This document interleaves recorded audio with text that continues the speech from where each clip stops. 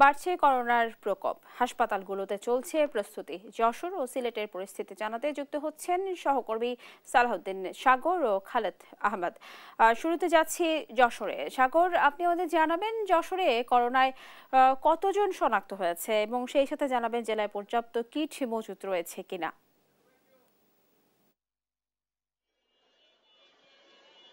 ধন্যবাদ স্নেহা আপনাকে। আপনি যেমনটা বলছেন, যশোরে এখন পর্যন্ত করোনায় কিন্তু 3 জন শনাক্ত হয়েছে, যার ভেতরে 2 জন কিন্তু মারা গেছে। তো আমি যদি একটু জানিয়ে রাখি যে আসলে যশোরে গত 5 দিনে কিন্তু আসলে 3 জন শনাক্ত হয়েছেন এবং গতকালকে ভোরে একজন এবং রাত 12টা 40 মিনিটে কিন্তু একজন মারা গেছেন। এই নিয়ে যশোরে প্রথম করোনায় মৃত্যুর ঘটনা ঘটলো এবং একই দিনে 2 জন মারা গেছে। তবে আমরা রয়েছে এখন যশোর জেনারেল হাসপাতালে আউটডোরে। আমি যদি ক্যামেরার মাধ্যমে একটু দেখানোর চেষ্টা করি যে আউটডোরে যারা এসেছেন তাদের ভেতরে কিন্তু আসলে মাস্ক ব্যবহারের যে প্রবণতা বা স্বাস্থ্য সচেতনতার যে প্রবণতা সেটা কিন্তু খুবই কম। এই ব্যাপারে আসলে সরকারি কোনো বিধিনিষেধ না থাকায় কিন্তু আসলে অনেকটা উদাসীনতা আমরা দেখতে পাচ্ছি, যে কারণে কিন্তু আসলে করোনার প্রভাবটা দিন দিন বেড়েই যাচ্ছে। এদিকে স্বাস্থ্য বিভাগ আমাদেরকে যেমনটা জানিয়েছে, আসলে করোনা পরীক্ষার যে কিট, করোনা পরীক্ষার পর্যাপ্ত কিট গুলো কিন্তু না আসায় পরীক্ষা সম্ভব হচ্ছে না। এদিকে যশোরের জয়প্রবির জিনোম সেন্টার যেটা রয়েছে, জিনোম সেন্টার গতকালকে প্রস্তুত করা হয়েছে। জিনোম সেন্টারে কিট না থাকার কারণেও জিনোম সেন্টার থেকে কিন্তু আসলে পরীক্ষা সম্ভব হচ্ছে না। তো আমরা এই বিষয়ে জয়প্রবির উপাচার্য ডাক্তার আব্দুল মজিদ আমাদেরকে যেমনটা জানিয়েছেন যে আসলে কিটের জন্য তারা স্বাস্থ্য বিভাগকে বলেছেন কিট আসলেই কিন্তু পরীক্ষা নিরীক্ষা সম্ভব হবে, তিনি আমাদেরকে জানিয়েছেন এমনটা। এদিকে বক্ষব্যাধি যেটা রয়েছে এবং আমাদের যশোর জেনারেল হাসপাতাল যেটা রয়েছে সেখান থেকেও কিন্তু আসলে কিটের চাহিদা দেওয়া হয়েছে। কিট না থাকার কারণে কিন্তু আসলে সাধারণ রোগী এবং করোনা রোগী কিন্তু অনেক সময় একসাথেই পরীক্ষা হচ্ছে। শুধু র্যাপিড অ্যান্টিজেনের মাধ্যমে যে পরীক্ষাগুলো হচ্ছে একেবারেই শেষ স্টেজে এসে তখন ধরা পড়ছে যে করোনা শনাক্ত। এই কারণে কিন্তু আসলে রোগীদের প্রাণহানির ঘটনা ঘটছে। তো এই পর্যায়ে আমি একটু কথা বলতে চাই আমাদের যশোর জেনারেল হাসপাতালের নেফ্রোলজি বিশেষজ্ঞ যিনি রয়েছেন ডাক্তার উবায়দুল কাদের উজ্জ্বল, তার সাথে আমরা একটু জানতে চাইবো যে আসলে আমাদের যশোরে করোনার পরিস্থিতি কি এবং আইসিইউর ব্যবস্থা কি আছে। প্রথম কথা হচ্ছে যে আমাদের করোনা পরিস্থিতি কি অ্যাকচুয়ালি আমরা এটা বলতে পারছি না, কারণ আমাদের আসলে শুধুমাত্র একটি বেসরকারি প্রতিষ্ঠানে হচ্ছে, সেটাও শুধুমাত্র র্যাপিড অ্যান্টিজেন টেস্ট, আমাদের পিসিআর টেস্ট কোথাও হচ্ছে না। আমরা এটা খুবই অনুভব করছি যে এটা আসলে আমাদের টেস্ট শুরু হওয়া উচিত এবং ব্যাপক মাত্রায় হওয়া উচিত, কারণ আমাদের যাদের রোগীগুলো একটু ক্রনিক কেয়ারের দরকার, বিশেষ করে যারা কোমরবিড কন্ডিশন বিভিন্ন ধরনের রোগে আছে, যেমন ডায়াবেটিস, কিডনি সমস্যা, লিভার সমস্যা কিংবা অন্যান্য যে রোগীগুলো আছে, এরাই বেশিরভাগ রোগীগুলো খারাপ হচ্ছে এবং আমরা মনে করছি যে এদের অনেকেরই করোনা হচ্ছে, কিন্তু আমরা টেস্ট করার আসলে সুযোগ পাচ্ছি না। এবং এক্ষেত্রে দেখা যাচ্ছে যে আমাদের এই রোগীগুলো যখন তাদের বাসায় যাচ্ছে এবং করতেছে এবং শনাক্ত না হওয়ার কারণে আমরা জানতে পারছি না যে অ্যাকচুয়ালি কতটুকু আছে, যে কারণে অন্যদের মধ্যেও এই সচেতনতা বাড়ানোর সুযোগ করছে এবং তাদের ভিতরে ভীতিটাও কাজ করছে না যে ওখানে করোনা বাড়ছে। আপনারা নিশ্চয়ই অবগত হয়েছেন যে এই যে আমাদের আপনি দেখতে পাচ্ছেন আউটডোরে যারা ট্রিটমেন্ট নিতে এসেছে তাদের ভিতরে মাস্ক ব্যবহারের প্রবণতা নেই বললেই চলে, এটা কেন হচ্ছে? আচ্ছা, আমরা বারে বারে বলছি আমাদের এখান থেকে চেষ্টা করা হচ্ছে, মাইকিং করা হচ্ছে, কিন্তু আসলে কি মানুষের মধ্যে আসলে কি যে কাজটা করা, যে এতদিন ধরে আমরা আবার মাস্কের বাইরে চলে গিয়েছিলাম, এখন এটা যে আবার ফিরত আসতে হবে এই জিনিসটা মানুষরা মেনে নিতে পারছে না। এবং একটা জিনিস খেয়াল করেন যে মাস্ক যারা পরছে তারাও কিন্তু প্রপারলি মাস্ক পরছে না। অর্থাৎ আমাদের যেটা দরকার, যে প্রথম কথা হচ্ছে মাস্ক ইউজ করা, হ্যান্ড স্যানিটাইজেশন করা, এই জিনিসগুলোই হচ্ছে না।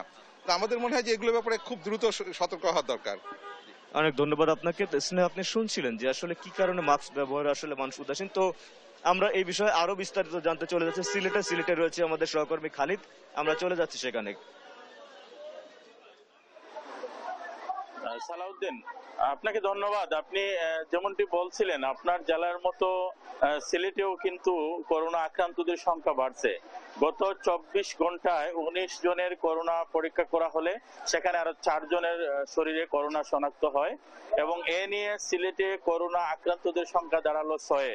এবং দর্শকদের জানিয়ে রাখি, করোনা আক্রান্ত 6 জনই হাসপাতালে ভর্তি রয়েছেন। এর মধ্যে 3 জন রয়েছেন আমি যে হাসপাতালটিতে রয়েছি, শহীদ শামসুদ্দিন আহমদ হাসপাতাল, যেটি একমাত্র করোনা ডেডিকেটেড হাসপাতাল এখানে, এবং আরো একজন রয়েছেন নর্থ ইস্ট মেডিকেল কলেজ হাসপাতালে, একজন রয়েছেন রাগিব রাবেয়া মেডিকেল কলেজ হাসপাতালে এবং আরেকজন রয়েছেন সীমান্তিক নামে একটি হাসপাতালে।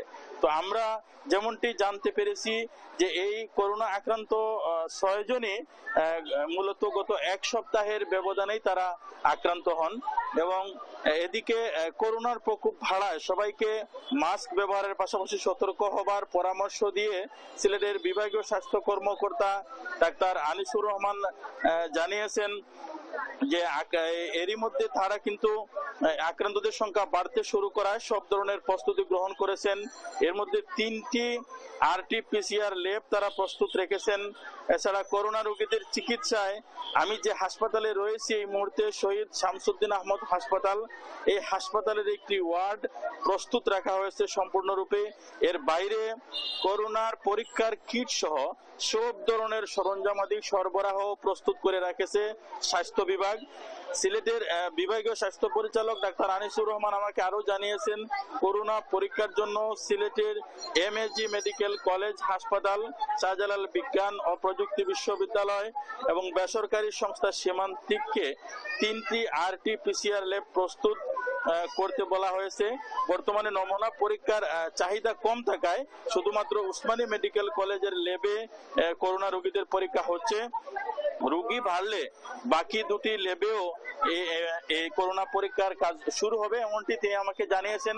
এবং দর্শকদের আরো জানিয়ে রাখতে চাই যে যারা করোনা এখন পর্যন্ত আক্রান্ত হয়েছেন এর মধ্যে একজন যিনি 80 বছরের বৃদ্ধ, তার অবস্থাটা কিছুটা করুণ এবং তিনি ICU-তে রয়েছেন এবং তার হিস্ট্রি যেটি ডাক্তাররা বলছেন এখানকার যিনি আবাসিক মেডিকেল অফিসার মিজানুর রহমান তিনি আমাকে জানিয়েছেন যে এই ব্যক্তি সম্প্রতি দেশে এসেছেন, তিনি বাইরে থাকেন এবং ঈদ করতে দেশে এসেছিলেন এবং আসার পরে তিনি অসুস্থ হলে তাকে প্রথমে ন্যাশনাল হার্ট ফাউন্ডেশন হাসপাতাল যেটি সিলেটের সেখানে ভর্তি করা হয় এবং পরবর্তীতে তার শরীরে করোনা শনাক্ত হলে তাকে এখানে নিয়ে আসা হয়। একইভাবে আরো যে 2 জন মহিলা যাদের শরীরে করোনা শনাক্ত হয়েছে তারাও সিলেটের বাইরে ছিলেন, ঈদে সিলেটে এসেছিলেন এবং এখানে আসার পর তাদের শরীরে করোনা শনাক্ত হয়। তো সিলেটের করোনা পরিস্থিতি নিয়ে এই ছিল আমার কাছে সর্বশেষ। আমরা চলে যাচ্ছি স্টুডিওতে। স্নেহা, সাগর এবং খালেদ, আপনাদের দুজনকে ধন্যবাদ জানাচ্ছি। দর্শক, করোনার সর্বশেষ পরিস্থিতি জানাচ্ছিলেন যশোর এবং সিলেট থেকে আমাদের সহকর্মী।